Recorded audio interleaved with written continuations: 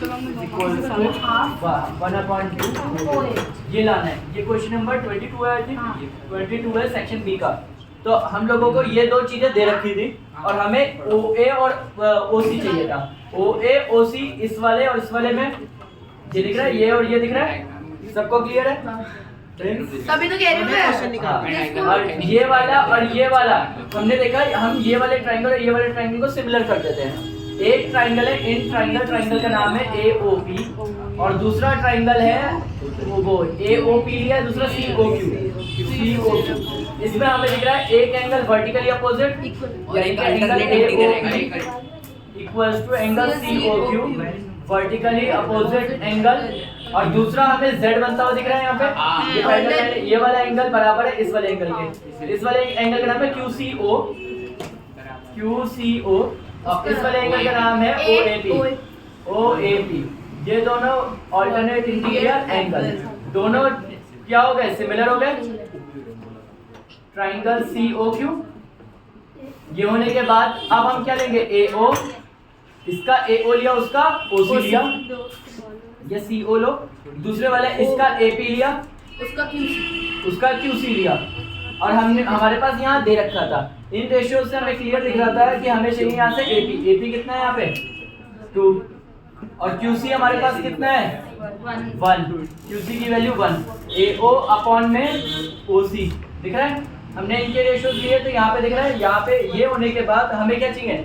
OC ऊपर चाहिए, तो OC ऊपर गया और यहाँ पे 2 मल्टीप्लाई में इधर जाएगा तो डिवाइड में। यहाँ पे क्या है? AO। क्या यही प्रूफ करना है? यहाँ पे CPST लिख लेना और यहाँ पे एंगल सिमिलैरिटी से करना। शायद ये 2 नंबर का और 2 नंबर जितनी ही लेंथ रखेगा, ज्यादा भाई इतना कर दी यहाँ तक CPST तक कितने नंबर दोगे? मैं नहीं दूंगा। अभी एक बार किसी ने यहाँ तक किया वो अलग बात है, किसी ने कहाँ तक किया वो अलग बात है, वो अपना अपना देखेंगे। अब मैं एक एक करके जल्दी बाकी क्वेश्चन डिस्कस करूंगा। दूसरा क्या है? दूसरा कौन सा? भाई वो ट्रिग्नोमेट्री का 27 है। भाई वो वाला भी कर देना एक बार। भाई ये बताना अगर वो सही से आए तो कैसे आएगा? अच्छा तो गलत है। sin A माइनस का sin क्यूब A अपॉन में cos cube A minus cos A is equals to यहाँ पे tan A बनाना था। नॉर्मली इस क्वेश्चन में गड़बड़ है। वो गड़बड़ पता है कैसे पता लगेगी? क्योंकि हमने बुक के क्वेश्चन की प्रैक्टिस कर रखी है। अच्छी बात है, अगर बुक के क्वेश्चन की प्रैक्टिस कर रखी है तो ऊपर से sin A कॉमन आएगा, तो आ जाएगा 1 माइनस sin स्क्वायर A और नीचे यहाँ से क्या ले लिया? cos A ले लिया, तो ये हो जाएगा cos स्क्वायर A माइनस का 1। अभी इस क्वेश्चन के हिसाब से और इस क्वेश्चन में गड़बड़ है, ये बताता हूँ कैसे पता लगेगा। आप किसी भी sin स्क्वायर cos स्क्वायर की जगह वैल्यू डाल सकते हो, किसी भी एक की जगह। जैसे ही आप एक की वैल्यू रिप्लेस करोगे तो दूसरा अपने आप ही कट पिट जाएगा। तो होगा क्या? ये करने के बाद दूसरा स्टेप, sin A ऊपर रहा, cos A नीचे रहा, 1 माइनस sin की जगह डाल दिया 1 माइनस cos स्क्वायर A। जब आपने ये करने की कोशिश करी तो आपको अभी महसूस होगा कि जैसे ही आप इसे वो करोगे, कंप्लीट करोगे, तो minus minus plus cos square A upon में नीचे क्या हो गया? cos square A minus 1। क्या ये कट रहा है बाहर से? नहीं भाई, ये तो tan बन गया है जी भाई। तो ये कट तो रहा नहीं है, क्योंकि 1 से बन गया तो 0 cos स्क्वायर अपॉन में cos स्क्वायर। तो यानी कि ये क्वेश्चन क्या था? गलत। अगर ये क्वेश्चन सही होता तो मैं दूसरे मार्कर से यूज करता हूँ। तो यहाँ पे इनके आगे 2 लगा होता और इनके आगे यहाँ 2 लगा होता, यहाँ 2 लगा होता, यहाँ 2 लगा होता। जब आप इनकी जगह रिप्लेस करते तो बाहर वाले 2 होता और यहाँ 2 होता। जैसे ही आप मल्टीप्लाई करते तो ये भी 2 बार आता और ये भी कितनी बार आता? 2 बार आता और यहाँ 2 बार पहले से ही है। जब आप इसे सही से लिखते तो बाहर tan A 2 में से 1 गया तो कितना बचा? 1, वो भी कैसा? माइनस का। 2 cos स्क्वायर A पहले लिख दिया, माइनस के 1 को पीछे लिख दिया, नीचे तो पहले से ये बना हुआ है। तो समझ में आया? इस क्वेश्चन में यानी कि जहाँ से पेपर है उस क्वेश्चन में एक मिस प्रिंट हो गया ऊपर नीचे।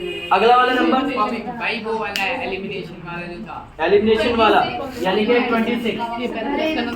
26 शॉर्ट पूछा जा रहा है। 217x प्लस का 131y बराबर 913 बचे। ठीक है, और दूसरा क्वेश्चन है 131, इधर लिखता हूँ, 131x plus 217y equals to 827। ठीक है, हमें इक्वेशन सॉल्व करके x और y की वैल्यू चाहिए। लेट्स चेक कि हमें पता लगेगा किस तरीके से क्या होगा। ये क्वेश्चन में बहुत सिंपल सा सिनेरियो, दोनों में एक दूसरे की वैल्यू रिप्लेस हो रही है, है ना। आप इस क्वेश्चन में एलिमिनेशन लगाओगे तो बहुत जल्दी हो जाएगा, बस मल्टीप्लाई तो थोड़ी सी लंबी होगी, मगर कट कटा के सिंपल आंसर आ जाएगा। मगर कोई अगर इधर से उधर वो करेगा तो एलसीएम वेलसीएम फिर उसमें बवाल में फंस जाएगा। तो बेटर है यहाँ देखो 171 यहाँ 270, इसको मल्टीप्लाई करो 131 से, इसको मल्टीप्लाई करो और या फिर दोनों इक्वेशंस को माइनस कर दो, एक बार प्लस कर दो। ये वो होता है जो ट्रिक वाला तरीका होता है, ट्रिक सब जगह काम नहीं होती भाई उसमें सॉल्व लिखा था सिर्फ। हाँ सॉल्व नहीं, मैं कह रहा हूँ जो ट्रिक है ना वो सब पे काम नहीं करती। ट्रिक हमारे कुछ क्वेश्चंस के लिए होती है, ये यही वो तरीका है जो ट्रिक वाला होता है। इन दोनों से एक बार प्लस कर दो, इन दोनों को ऐड कर दो, तो वो सब्ट्रैक्ट कर दो, तो इजीली एक ऐसी सिंपल इक्वेशन बन जाती है। मगर ये हर क्वेश्चन के लिए तो नहीं लग सकता है, तो ऐसे क्वेश्चन में सिंपल है, 1 से 31 को मल्टीप्लाई कर दो, एक नंबर बनेगा, इसको मल्टीप्लाई करो, पहला कट जाएगा हमेशा, दूसरा वाला घट जाएगा, और तीसरा वाला भी घट जाएगा, फिर y के साथ जो नंबर होगा वो नीचे जाएगा, और गारंटेड वो उसके टेबल में है, भले वो कितना भी बड़ा है काटते चल जाओगा, टेबल में 2 3 ऐसा कोई सिंपल सा आंसर। ठीक है, आंसर इसका देखता हूँ। x की वैल्यू 3 और y की वैल्यू 2। तो जो इसमें सिंपल आने वाला है, मैं अभी फॉर्मेट सिखा रहा हूँ, टाइम इतना कम है। और 31 भाई शायद से वो भी गलत क्वेश्चन है। 31 रुक जाओ, 5x² प्लस का 5x प्लस का 1, ये मैं खुद बोल रहा हूँ, गारंटी ले रहा हूँ। ऐसे वाले क्वेश्चन या एमसीक्यू में मिलेंगे या पेपर में मेन क्वेश्चन में मिलेंगे। ये मेन में मिले 31वां नंबर है, अभी 31वां मेन में पड़ा हुआ है, मगर एमसीक्यू में तो बहुत सिंपलेस्ट वर्जन में होंगे। आप लोगों को इस वाले क्वेश्चन में से पहले अल्फा प्लस बीटा, माना आपको ये पेपर में नहीं आता था तो आप इतना तो करके आओगे ना, अल्फा बीटा देख लिया, आपका दिमाग तो चलेगा ना। अल्फा प्लस बीटा का formula minus b upon minus का बी है माइनस का 5, सबको याद है a होता है b होता है c होता है, तो माइनस का 5 और a कितना है 5, तो आंसर आ गया माइनस का 1। Alpha into beta c upon 1 upon में 5, ये हो गया। दोनों निकालने के बाद अल्फा स्क्वायर पे बीटा स्क्वायर, तो पक्का ये अल्फा प्लस बीटा का क्या करें, a का स्क्वायर प्लस 2ab। आपको ये दे रखा है पहले से -1 का square, alpha square plus beta square आपको ढूंढना है। 2 इंटू अल्फा इंटू बीटा की जगह 1 अपॉन में 5, 2/5 प्लस के इधर गया तो 2/5 equals to alpha square plus beta square. 5 में से 2 गया तो कितना बचा 3 में 5 एलसीएम लिया भाई बहुत स्पीड में, तो alpha square plus beta square आ गया आपके पास। ये सेकंड पार्ट में अल्फा इनवर्स बीटा इनवर्स का मतलब क्या होता है, 1 अपॉन अल्फा प्लस 1 अपॉन में बीटा, और इनका एलसीएम करोगे तो आंसर आ गया अल्फा प्लस बीटा, और नीचे alpha into alpha plus beta की वैल्यू आपको पहले निकाल लिया -1, और अल्फा इंटू बीटा की वैल्यू 1/5 -5 ऊपर ले जाएगा तो आंसर आ गया माइनस का 5। भाई ये देख ले 32 वाला गलत है क्या? सारे पूछ रहा है, मुझे आंसर लग रहा है। रहने दो, मत बताओ। ना बताओ। हाँ तो फिर बताओ। सीरियस रहता है, घुमा दे। 32 क्वेश्चन, अब 32 को जो पूछा जा रहा है मुझसे,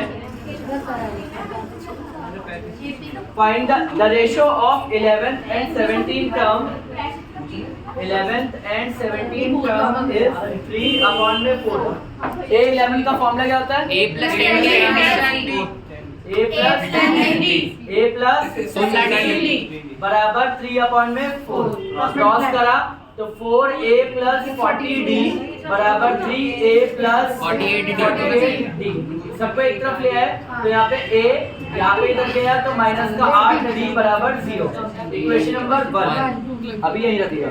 The ratio of 5th and 20th, find the ratio of 5th term to the 21st term। A5 को A21 से निकालना है हमें। A5 का फॉर्मूला a प्लस कितने d 4d, और A21 का a प्लस 20d। अब मैं एक बार बताता हूँ, माइनस का 8 इधर गया तो प्लस का, तो a प्लस 8d रख के उसको इक्वेशन मान लिया। तुम्हें मेरी चालाकी पता लगी?